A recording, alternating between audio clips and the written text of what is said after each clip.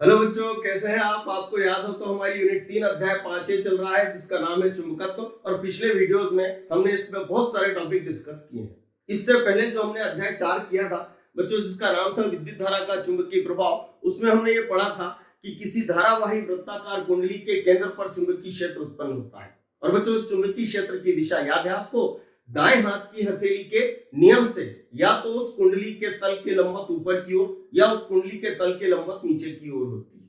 तो इसका अर्थ क्या निकला बच्चों कि वो जो कुंडली है वो एक चुंबक की भांति व्यवहार करेगी, मतलब धारावाही कुंडली एक चुंबक की भांति व्यवहार करेगी। बच्चों याद रखिएगा, यदि कई फेरे हो वृत्ताकार तो उसे हम वृत्ताकार कुंडली कहते हैं, लेकिन यदि एक फेरा हो तो उसे हम लूप कहते हैं। और यदि उसमें क्या प्रवाहित हो रही हो विद्युत धारा तो उसे हम धारा लूप कहते हैं। तो धारा लूप और धारावाही कुंडली में ज्यादा फर्क नहीं है, एक में सिर्फ एक फेरा होगा और एक में फेरों की संख्या एक से अधिक होगी। जिसमें अधिक होगी उसे कुंडली कहेंगे और जिसमें एक होगी उसे लूप कहेंगे। ठीक है, अब तो ध्यानपूर्वक समझिएगा कि हमने ये पढ़ा है कि जो चुंबक का चुंबकीय आघूर्ण या चुंबक का चुंबकीय द्विध्रुव आघूर्ण जो होता है बच्चों, उसकी दिशा वो एक सदिश है। हमने ऐसा पढ़ा है जिसको कैपिटल एम से दर्शाते हैं और उसकी दिशा हमेशा एस ध्रुव से एन ध्रुव की ओर होती है। तो इसका सीधा सा अर्थ क्या निकला बच्चों कि जो भी चुंबक की भांति व्यवहार करेगा उसमें कितने ध्रुव होने चाहिए? दो, एक एन ध्रुव और एक एस ध्रुव। और जब ऐसा होगा तो डेफिनेटली वो एक चुंबकीय द्विध्रुव की भांति व्यवहार करेगा और फिर उसका निश्चित चुंबकीय आघूर्ण होना चाहिए। बच्चों, हम आज जो टॉपिक लेकर चल रहे हैं वो है धारा लूप का चुंबकीय आघूर्ण। अभी मैंने आपको समझाया था धारा लूप किसे कहते हैं। तो तार का एक वृत्ताकार फेरा जिसमें क्या प्रवाहित हो विद्युत धारा, तो उसे हम धारा लूप कहते हैं। अब हम ये देखेंगे कि वो धारा लूप एक का चुंबकीय आघूर्ण क्या होता है। उससे पहले हम ये समझेंगे कि वो धारा लूप चुंबक की भांति व्यवहार कैसे करता है। यदि चुंबकीय ध्रुव की भांति वो व्यवहार कर रहा है तो डेफिनेट उसके दो ध्रुव होने चाहिए। ठीक है बच्चों, तो ध्यानपूर्वक देखिएगा, ये एक तार का लूप है, वृत्तीय लूप, जिसकी त्रिज्या कितनी है r। हमने इसमें दर्शाई गई दिशा में क्या प्रवाहित की विद्युत धारा। बच्चों ये जो लूप है ये बोर्ड के तल के लंबवत यूं रखा है, ध्यानपूर्वक समझिएगा। और अभी ऊपर से देखने पर इसमें धारा यूं प्रवाहित हो रही है। मेरी बात समझ में आ रही है आपको? यूं प्रवाहित हो रही है बोले तो घड़ी के सुई की विपरीत दिशा में, जिसको हम बोलते हैं एंटी क्लॉकवाइज अंग्रेजी में, और हिंदी में बोलते हैं वामावर्त। क्या बोलते हैं? वामावर्त। तो ऊपर से हम देखेंगे तो धारा उसमें वामावर्त है, लेकिन नीचे से जब देखेंगे तो धारा यूं घूम रही, और धारा यूं घूम रही है मतलब वो घड़ी के सुई की दिशा में। घड़ी के सुई की दिशा को अंग्रेजी में बोलते हैं क्लॉकवाइज और क्लॉकवाइज को हिंदी में बोलते हैं दक्षिणावर्त। तो आप ध्यान से देखिएगा, ये कुंडली यूं रखी है, मतलब ये धारा लूप यूं रखा है, और इस धारा लूप में ऊपर से देखने पर धारा एंटी क्लॉकवाइज मतलब वामावर्त, और नीचे से देखने पर धारा क्लॉकवाइज मतलब दक्षिणावर्त प्रवाहित हो रही है। हम ये जानना चाहते हैं बच्चों कि ये धारा लूप एक चुंबकीय द्विध्रुव की भांति व्यवहार क्यों करेगा। तो क्लियर है, यदि व्यवहार करेगा तो इसके कितने ध्रुव होने चाहिए? दो। हम चेक करके देखते हैं ध्रुव कैसे होंगे। तो ध्यानपूर्वक समझिएगा कि जिस सिरे से देखने पर, ध्यानपूर्वक समझिएगा, जिस सिरे से देखने पर उस धारा लूप में धारा एंटी क्लॉकवाइज मतलब वामावर्त है, तो उससे क्या हो रहा है? ध्यानपूर्वक समझिएगा, जैसे ये वृत्त है और इसमें धारा एंटी क्लॉकवाइज मतलब यूं है। ध्यानपूर्वक समझिएगा बच्चों, इस भाग में धारा यूं प्रवाहित हो रही है, ध्यान समझिएगा, और इस भाग में धारा यूं प्रवाहित हो रही है, ध्यान समझिएगा, और इसको हमने आपस में क्या कर दिया? मिला दिया। कौन सा अक्षर बन रहा है? तो डेफिनेटली क्लियर है, एन ध्रुव बन रहा है, एन अक्षर बन रहा है। तो इसका अर्थ सीधा सा क्या निकला बच्चों कि धारा लूप में जिधर से देखने पर धारा वामावर्त हो, वो फलक मतलब वो सिरा एन ध्रुव की भांति व्यवहार करता है। तो आप यहां ध्यान से देखेंगे कि कुंडली यूं रखी है और इसमें धारा ऊपर से देखने पर वामावर्त है। तो ये जो ऊपरी तल है ये किस ध्रुव की भांति व्यवहार करेगा? एन। तो स्वाभाविक है कि नीचे से देखने पर धारा दक्षिणावर्त मतलब क्लॉकवाइज होगी। तो उससे क्या होता है चेक करते हैं, ध्यान से देखिएगा बच्चों, ये कुंडली और इसमें मतलब धारा लूप और इसमें धारा क्लॉकवाइज है। तो इस सिरे में धारा यूं प्रवाहित हो रही है और इस सिरे में धारा यूं प्रवाहित हो रही है।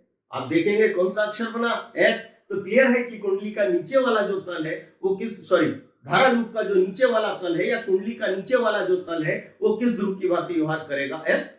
अरे तो क्लियर है कि धारावाही लूप जो होता है या धारावाही कुंडली जो होती है उसके भी कितने ध्रुव होते हैं? दो, एक एन ध्रुव और एक एस ध्रुव। तो क्लियर है वो एक चुंबकीय द्विध्रुव की भांति व्यवहार करेगा।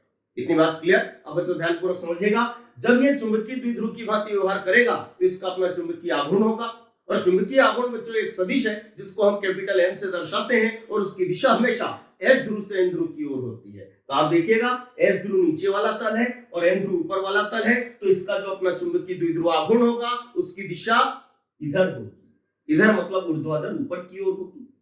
तो इसका अर्थ क्या निकला बच्चों कि कुंडली में या धारा लूप में धारा जिधर एंटी क्लॉकवाइज होती है उधर चुंबकीय आघूर्ण की दिशा होती है।